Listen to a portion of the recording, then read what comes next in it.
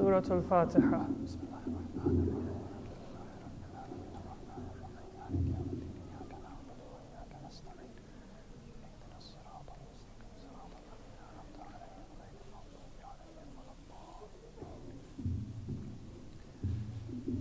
أعوذ بالله من الشيطان الرجيم بسم الله الرحمن الرحيم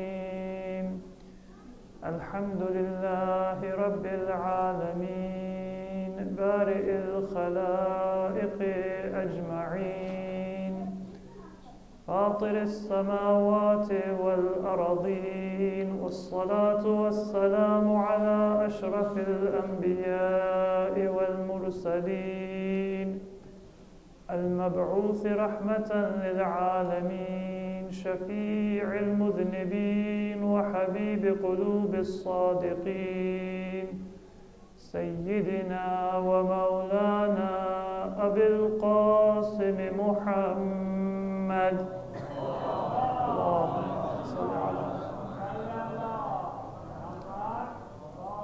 وعلى أهل بيته الأطيبين الأطهرين الهداة المهديين ولعنة الله على أعدائهم إلى قيام يوم الدين رب اشرح لي صدري ويسر لي أمري واحلل عقدة من لساني يفقه قولي أما بعد فقد قال الله عز وجل في القرآن المجيد بسم الله الرحمن الرحيم ألا إن أولياء الله لا خوف عليهم ولا هم يحزنون الذين آمنوا وكانوا يتقون لهم البشرى في الحياة الدنيا وفي الآخرة لا تبديل لكلمات الله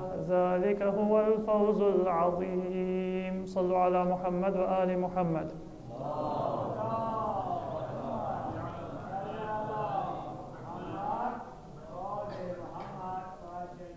Respected Hajj Agha, dear brothers and sisters, Assalamu alaikum wa rahmatullahi wa barakatuh. Yesterday we began a conversation about the verses of Quran in Surah Yunus in which Allah says that the awliya of Allah, the friends of Allah, they have no fear and no regret.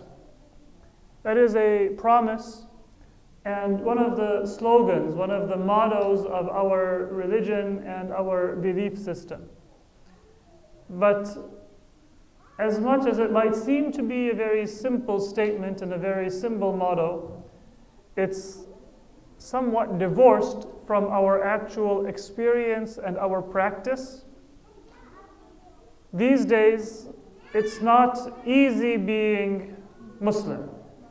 If I were an actuary trying to evaluate the different risk factors that a person has in life, if I was trying to price out an insurance policy, then you might say that being a Muslim is something that might be a cause for considerable risk to a person's physical well-being and health, and in some parts of the world, even the ability to live one's life in peace and dignity.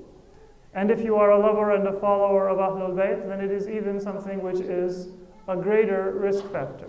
So the promise of the Quran is true. Awliya of Allah, la khawfun alayhim wa la hum yahzanun. They have no fear and they have no regrets. But what is the nature of that promise and what kind of a life is it that they are living that allows them to have no fear and no regret is not just something that we can understand superficially and very easily. We have to live in the context of that Quranic verse and understand how the Quran is speaking to us and directing us and taking us from one horizon to another. So in introducing that topic yesterday, we made two introductory points. First, that Islam is not a superficial or a simple religion.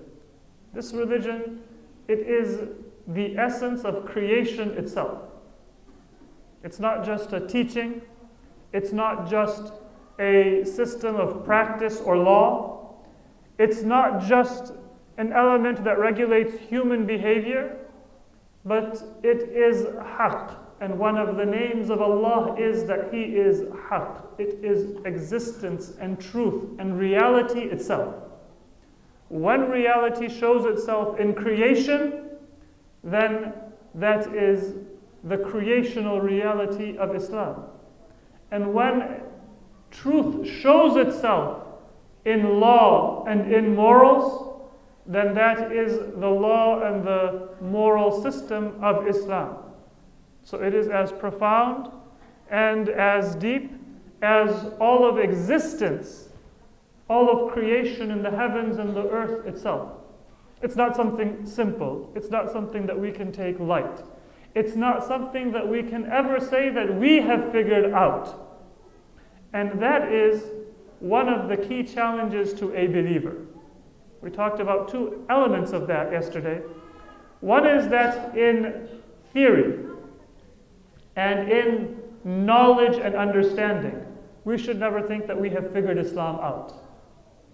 And one is that in practice, when it comes to what we do as Muslims, we should not limit Islam to just a series of dry rituals or practices or laws, or think that, for example, we have a very simple kind of a structure to an Islamic life.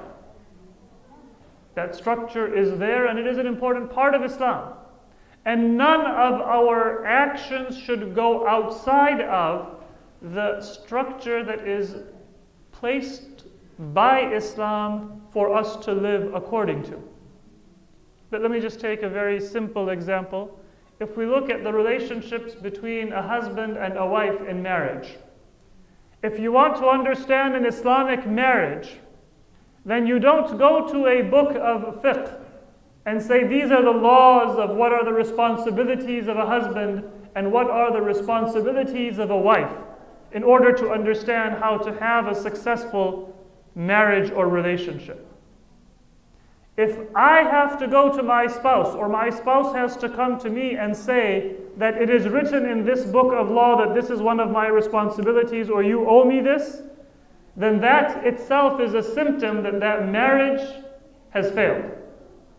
Just like if a child ever has to come to a parent and say that you have not fed me today, you have not taken me to school, you owe it to me to feed me and keep me healthy, you owe it to me to provide me an education, then that is a symptom that that parent has failed in their parental responsibility.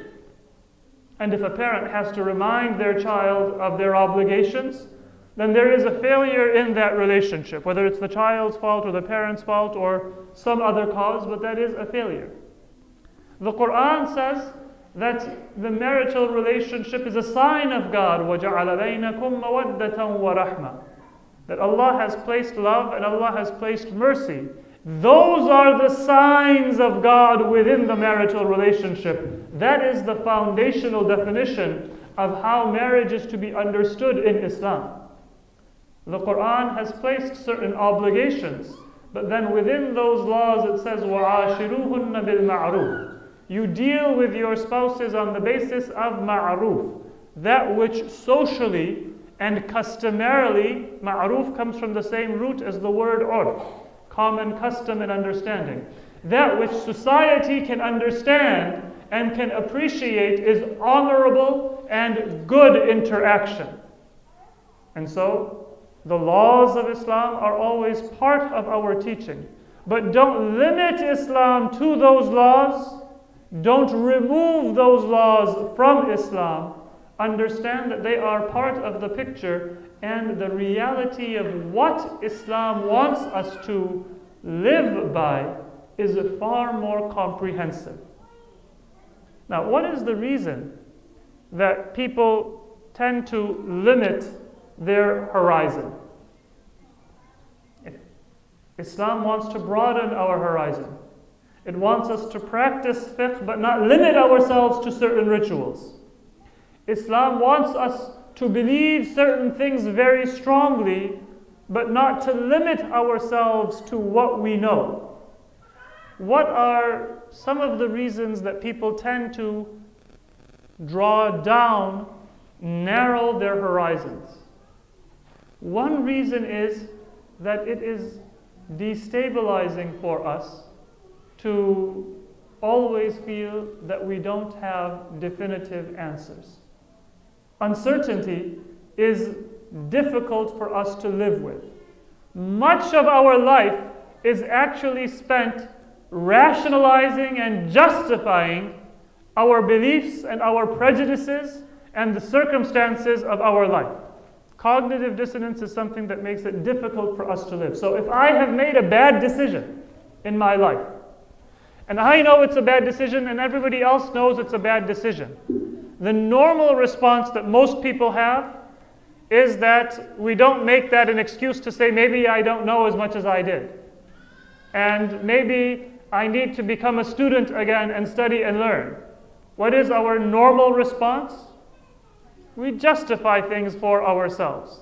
And we rationalize things for ourselves so that we don't feel like we are unable to make decisions.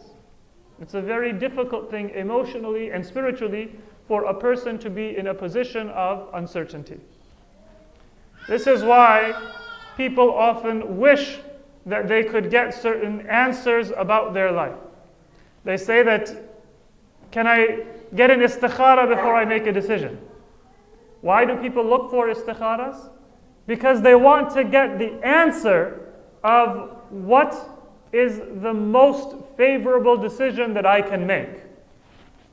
And for those of you who know the philosophy of istikhara is the raf'ul hayra. It is to remove uncertainty in order to tell you what it is that you are to do in a case where you are at a dead end. But istikhara does not tell you what the outcome is going to be. So let's say that I have to make a serious decision in my life. I want to buy a house, and I don't know if this particular house that I'm going to buy is the right house or it's not the right house. Now, Islam tells us that don't just immediately go and do an istikhara. The proper procedure is first of all to think about it and to see if you have the experience or you have the intellect to be able to make a particular decision. And to then augment your decision by asking other believers and to do istishara. Ask others and find out what is the best course of action. Fill in the gaps of your own knowledge and experience with the benefit of others. And then before you finally make a decision, to do istikhara in the sense of asking Allah for the best result. Do wudu, pray a 2 rak'ah prayer, salatul istikhara, ask Allah to give you the best outcome. Make a decision with imperfect knowledge, and then say that Allah, if it's the wrong decision, then it's the wrong decision that I'm making on the basis of intellect that you gave me. You didn't give me better intellect. And on the basis of asking for advice from my fellow believers and people who have experience, and you didn't give me better resources than those that I was able to access. I did the best that I could. If it is actually the wrong decision, then change my destiny so that I am protected from the harms of that decision. So this is the procedure that Islam tells us. And only if you are unable to reach a decision on the basis of contemplation and on the basis of consultation and on the basis of dua and asking Allah for His guidance and His advice, then you have the avenue given to you by Islam, and there's nothing wrong with it, of doing istikhara. But when you do istikhara and it comes out that it is favorable for you to buy this house, or it is unfavorable for you to buy this house, what is the answer that you are getting? Many people, they make a mistake about whether to do and when to do istikhara, and that we have briefly discussed. But there is another mistake that many people make, which is what is the result of that istikhara actually going to tell you when you are doing it in the proper context and at the proper time. It does not tell you what is going to be the materially or economically best decision for you. And so the istikhara might come out good, but you're going to lose money on that house. Or it might come out bad, but you would have earned a lot of money on that house. Because the istikhara only is intended to remove that hayrah and that confusion and that uncertainty that you had within your mind and within your heart, so that you can act and proceed with confidence and decisively, rather than hesitatingly and with a lack of certainty. It's to remove that hayrah, to remove that uncertainty, so that you know what is the way forward. Now, that decision will be the best decision for you as a human being, as a spiritual being. And just as we believe that sometimes it's best for me to be sick, and sometimes it's best for me to be healthy, sometimes it's best for me to be in debt, and sometimes it's best for me to be wealthy, similarly the result of istikhara, because it's going to come according to my spiritual well-being, it may cause me to suffer a temporary material loss or setback, if that is spiritually in my best interest. If I'm not willing to ask Allah for what is spiritually in my favor, then istikhara is not for me. So if you just want to find out how you can profit materially from an investment or from a decision, then that avenue is not one of the avenues that you can use, because it's not going to give you that answer. You're better off going to a fortune teller. You're better off going to a Ouija board and trying to predict the future in that way.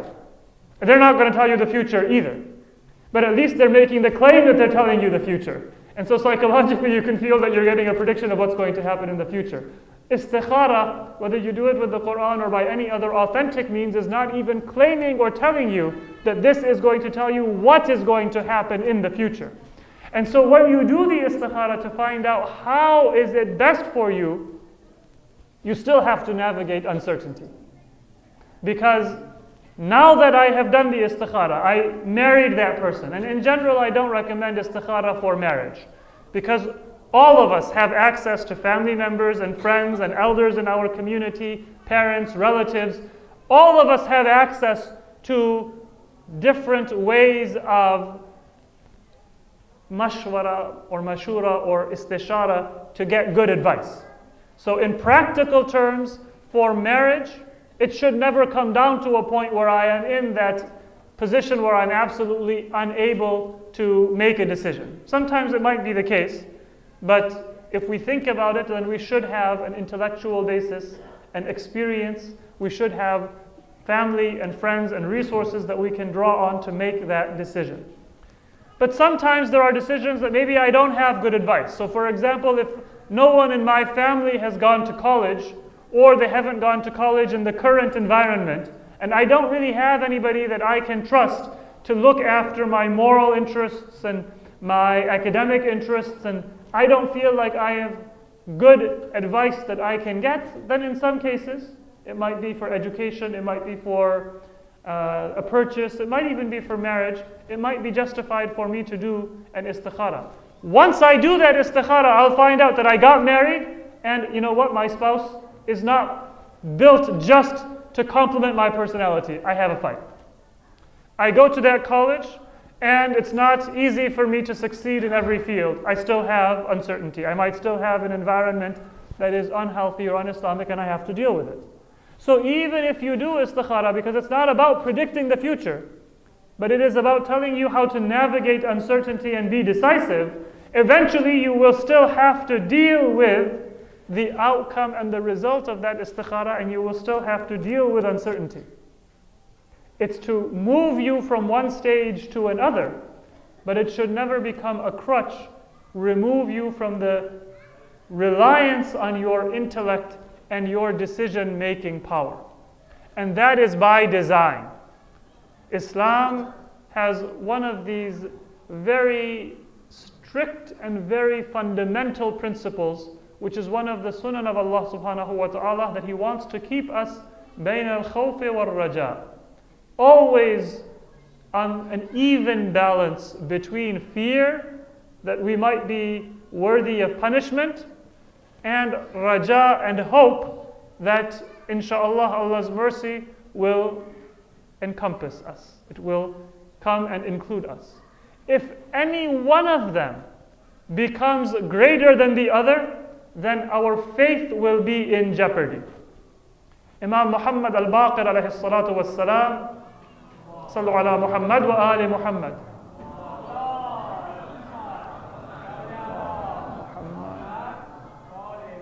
And I believe that salawat caught you off guard. So now with full preparation and in honor of Ahlul Bayt alayhimus salatu was salam, in the name of our fifth Imam, Imam Muhammad al-Baqir, let us recite a louder salawat.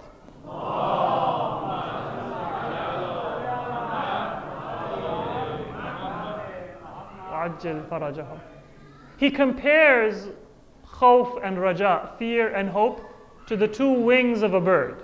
Because a bird can only fly straight and fly effectively if those two wings are balanced and calibrated. If there is an injury, if there is a difference in the two wings, then the bird will not be able to fly. You can't say that, well, that one wing is stronger and therefore the bird will fly better. It will fly in circles or it will never get off the ground. So the Imam compares khawf and raja to two wings of a bird.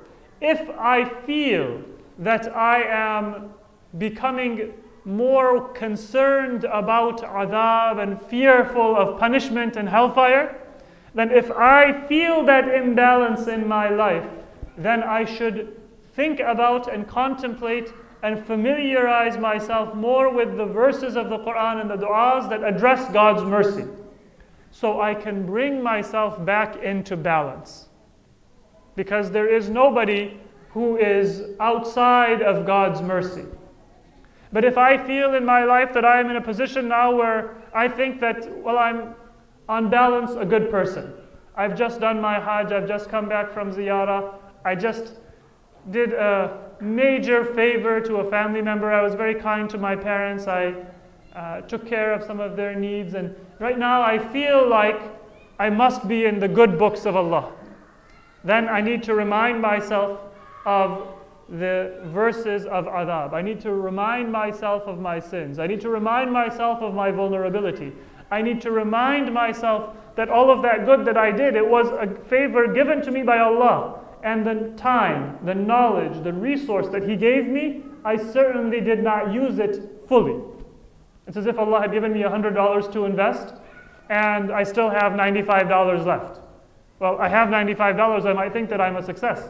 But He gave me the potential to preserve and maybe even to increase that investment beyond what He gave me.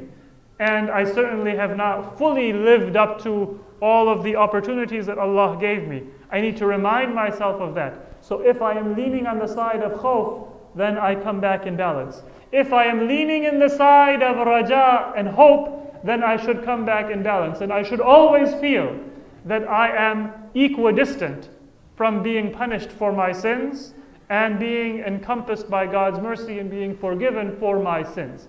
That balance is necessary and it is by design, and therefore we should never seek to remove ourselves from that uncertainty, that hope and fear, and that position of wonder that what is it that Allah subhanahu wa ta'ala has decreed for me. So all of this about istikhara, about seeking advice, about fear, about hope, it is from the perspective of having uncertainty. But is there any certainty that Allah has given us? Is there any kind of certainty that Allah has given us about our spiritual state? Do we have resources that we can draw on so that we can say that I have some sense of where I stand? There is a principle that we find in numerous ahadith from Ahlul Bayt alayhimus salatu was salam, in a hadith of Imam Ja'far as-Sadiq alayhi salatu was salam, sallu ala Muhammad wa ali Muhammad.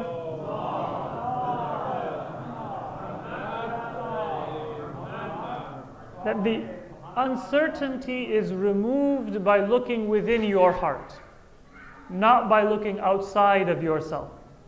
So sometimes, for example, we look for reassurance in external events. If I pray to Allah subhanahu wa ta'ala for a promotion and I get the promotion, then we think that means that Allah must love me because I got what I asked for. If I ask Allah for something and it doesn't happen, then I might feel that Allah does not love me because I did not get what I want. We ask Allah, oh Allah, give me a sign, because we think that the sign should come from the outside and not from the inside. But when we ask the Imams, what is our sign for our faith? The sign that we are given is inner and internal. It is not external. Our sixth Imam says that if you want to know what is your state spiritually, then look within your heart and evaluate where does Allah fit within your heart. That is where you stand with respect to Allah.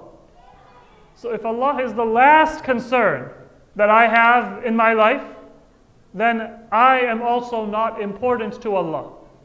If I'm planning my wedding and I want it to be a perfect wedding in terms of the location and in terms of the decoration and in terms of every plan that I make, but the one thing that is absent is, am I doing it in a way that is halal? Am I doing it in a way that brings me closer to my family and creates those connections? وَيَصِلُونَ مَا أَمَرَ اللَّهُ بِهِ أَن يُوصَلَ. Not just about avoiding haram entertainment, but also about avoiding separating myself from my family. Am I concerned? How does Allah want me to arrange and manage that event? If so, if the question that, oh Allah, how do you want me to plan this? How do you want me to do this? Is present in my mind at every step, then the well-being and the blessing of that marriage is present in the decree of Allah at every step. But if everything is decided according to my own logic, and then at the end I kind of say, all right, how can I make it so that I don't upset the one person in my family who is religious? How is it so that I can make it so that it is not haram and I can just kind of push and shove and change so that I have a little bit of a concession to my religion? Then that is where my well-being and the blessing of my relationship will factor into the plan of Allah subhanahu wa ta'ala. So there is a certainty that comes, but where does that certainty come from? Or there is a reassurance, I should say, that comes. That reassurance, that gauge, it comes from looking within your heart and seeing where does Allah figure within my decision making. That is where I figure in the decree and in the plan of Allah. How much I love Him is how much He loves me in showing His favor and in showing His grace. Not because He withholds His grace from others, but because the very nature of divine grace is that you have to believe in it and be receptive to it for it to have meaning. Because it's always going to be a choice that you make. It's going to be voluntary, it's not going to be forced. And so if God gives me every opportunity for guidance, if the Prophet himself sits down next to me and offers to teach me the Quran, if I am not receptive to it, then there is no benefit to me in having that resource available. So if God withholds it, it's not that He's withholding His grace. It's because I would not have been receptive to it if it were available to me, that Allah says, I will not squander it, I will not waste it, I will not dishonor it by putting it in hands that are not worthy of it. So we have in this principle of Islamic spiritual teaching and guidance a place for uncertainty and humility, and then a process for establishing some level of certainty and some level of confidence that we can know where we are going. But that process requires a great deal of humility with respect to ourselves and with respect to others. We should not think that it is an easy journey to become a better believer. It's not an easy journey. It's not a straight line. So we should be patient with ourselves and we should be patient with other people. Sometimes we have that challenge where in a family, in a community, we have one of two choices that we can take. We can say that I will try to create an environment where I feel very spiritual. Or we can try to create an environment where I am doing something for a community. There's many people, young, sincere Muslims, who say that I don't want to get involved with a masjid, I don't want to get involved with an Islamic project, I don't want to get involved in, it might not be a masjid, it might be a cemetery project for burial for Muslims. I don't want to get involved in any kind of public, sort of organized religious activity because there is politics and because I don't feel spiritual when people have disagreements and they have those kinds of political push and shove. I don't feel like that is a very spiritual environment. So in our lives we have that pull, that either I can look for my individual well-being or interest, or I can look for a communal type of well-being. Some of you may have seen that there are people who say that, well, I can't really make the schedule in my time to go to the masjid, I'll just listen to a lecture on YouTube. And it's inefficient, because you pray jama'ah, and maybe the imam prays a little bit slower than you pray. And maybe you would have preferred just to have the prayer and then the speech, and there is ziyarat ashura, and the ziyarat ashura takes a little bit of extra time. If you have to drive somewhere and come back, and you have so many other things going on that are part of that communal program where people are participating and they are reciting their poetry and they are giving their share of that communal practice, then you might not feel that it is tailored to you. And it is always easy for us now when all of our education and entertainment and our food and everything is on demand to say that the masjid does not meet my needs. Well, if it is about an individual, then it might be more effective and more efficient to do it all online. Listen to the YouTube lecture, there's no commute, there's no extra part of the program, and the minute that you get bored, you can forward it towards the end and say, I'll listen to the musibah, and I finished the 40-minute lecture in 20 minutes. I know that people now sometimes when they're listening to classes, they listen to the lecture at a little bit of an increased speed. So 40 minutes is finished in half. That's what I think college students do these days, right? They listen to recorded lectures and they speed it up, and they think that they're getting all of the material in less the time. They're probably not getting any of it. But the reality is that this is the way that we live and the way that we think.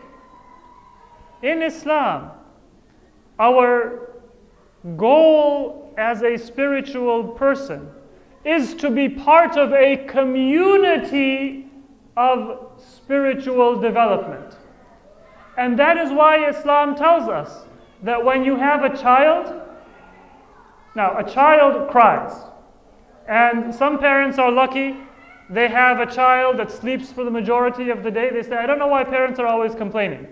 But if you've had a colicky child, or if you've seen a colicky child, then sometimes the entire day is simply kind of running back and forth and consoling that child. Our ahadith tell us that when a child cries, that child is takbir and tahleel and istighfar for the parents. So now the mother or the father, depending on how egalitarian our families are, the parents, sometimes it's the grandparents and the children are off doing their own thing, but whoever is taking care of that child, that frustrating experience is not a frustrating experience. It's not something to try to flee from, because that is your ibadah, with one difference. If I were to do istighfar, then it is a sinner who is doing istighfar, who is asking Allah for forgiveness. But when my child does istighfar, that child has never committed a sin. He's not capable of committing a sin. That is a prayer that is going to be answered. That is a dhikr that is immediately going to be rewarded by Allah subhanahu wa ta'ala. So Islam tells us that look at it not now as an individual, you are unable to even worship because you have this child that keeps you awake and has added so much work to your schedule. But think of that as probably one of the best ways that you can ensure your ibadah and your worship.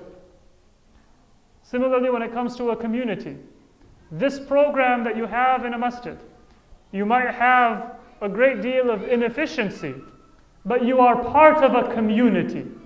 You are exposed to people and to fellow believers, and your voice is raised with those fellow believers in worship.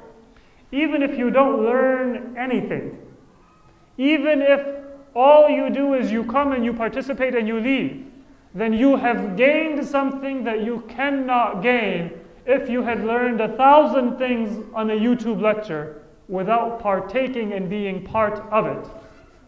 If you join the board of a masjid and you have now to deal with politics and you have to deal with differing opinions, if you join a Sunday school and you teach and it's not always as organized as you would like, the parents bring their children late, the children are not always interested, but if you are able to benefit somebody, if you are able to carry forward that project, then you have done something greater than if you had just taken care of your individual spirituality and not done anything for the community.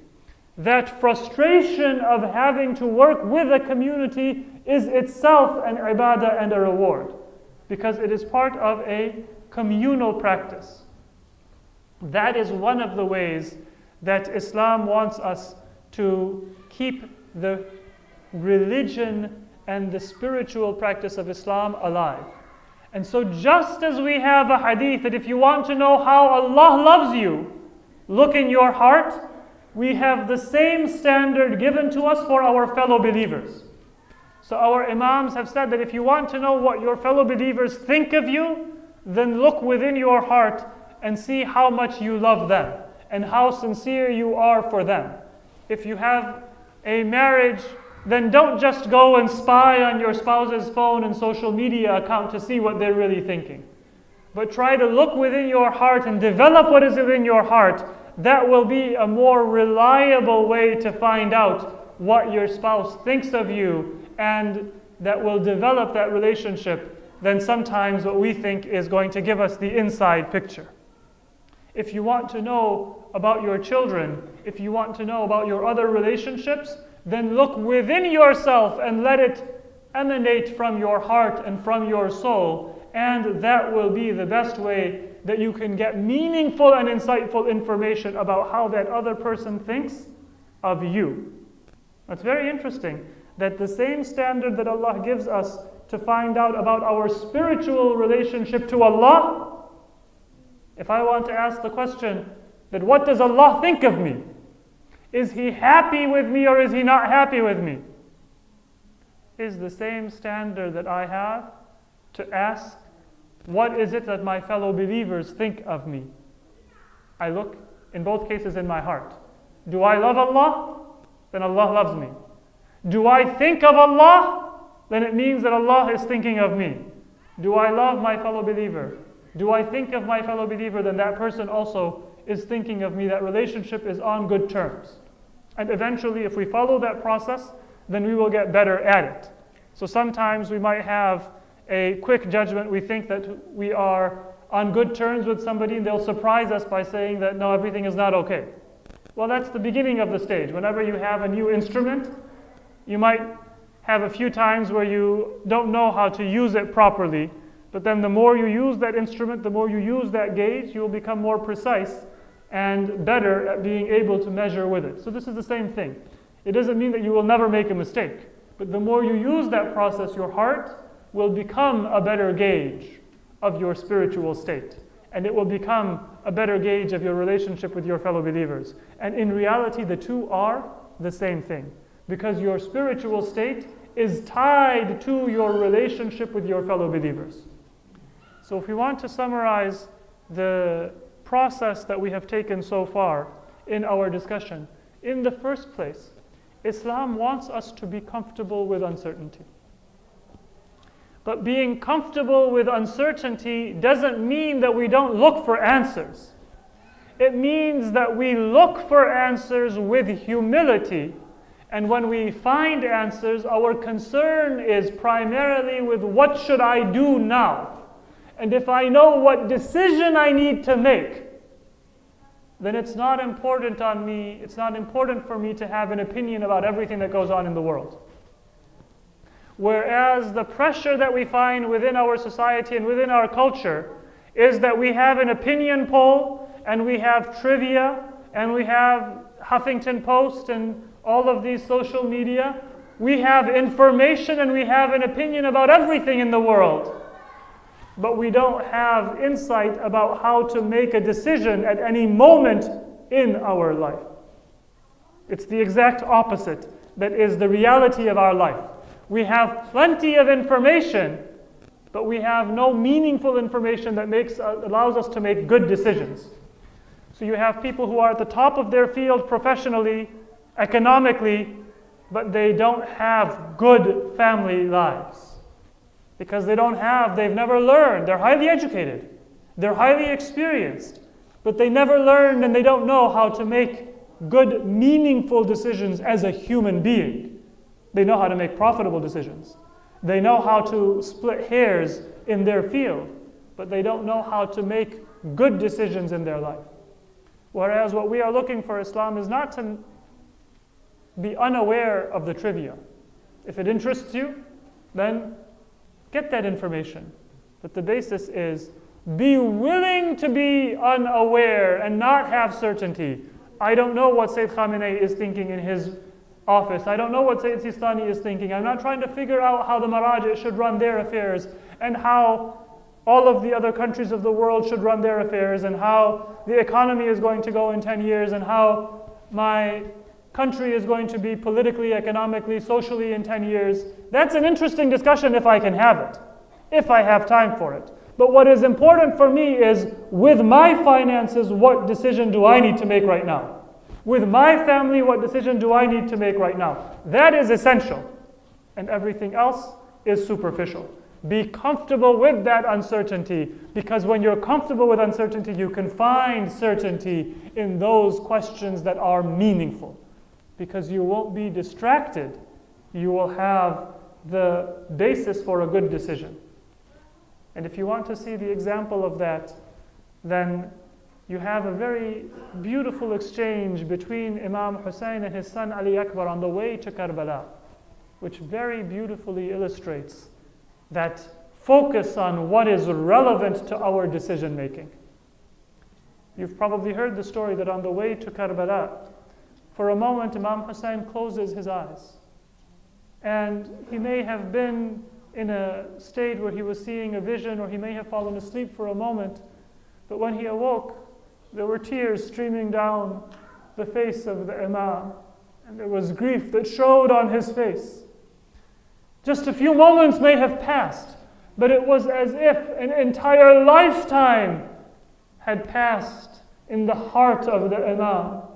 And his son Ali Akbar was with him, and he was observing how his father all of a sudden seemed to be burdened by the weight of all of the grief in the world.